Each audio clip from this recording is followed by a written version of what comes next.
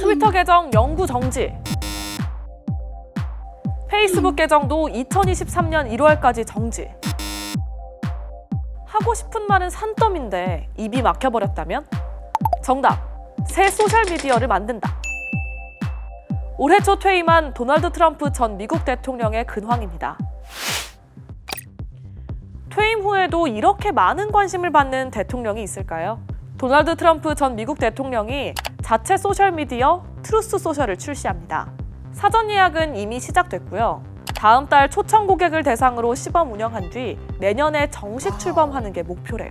트럼프 전 대통령은 지난 1월 6일 의회 폭동 사태를 계기로 트위터와 페이스북 등 소셜미디어에서 퇴출당했습니다. 대선 패배에 불복해 난동을 벌인 시위대를 말리기는커녕 이들을 애국자로 치켜 세우는 글을 올려서 선동했다는 이유였죠.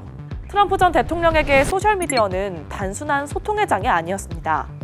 자신의 주장을 가감없이 드러내서 지지자들을 결집시키는 정치 도구였죠. 2016년 대선에서 트럼프 전 대통령이 돌풍을 일으킨 배경에 트위터가 있었고요. 트럼프 전 대통령 본인도 취임 이후 트위터가 없었다면 내가 이 자리에 없었을 수도 있다라고 말했습니다. 재임 기간 트위터를 하는데 쓴 시간만 9일 하고도 17시간이 넘고요. 그럼 그가 자체 소셜미디어를 출시하겠다는 건 자신만의 확성기를 만들어서 정치 세력을 집결시키겠다. 다시 말해 슬슬 정치에 복귀해보겠다는 움직임인 거죠. 바이든 대통령의 지지율이 떨어지고 있는 틈을 공략했다는 분석도 나옵니다.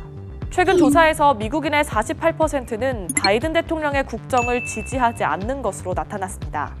코로나19로 인한 경제 위기와 아프가니스탄 철군 이후의 혼란 등이 종합적으로 영향을 미친 것으로 보이는데요. 그래서인지 지금 당장 대선이 열린다면 바이든 대통령과 트럼프 전 대통령의 득표율이 각각 40%로 막상막하라는 조사 결과도 나왔습니다.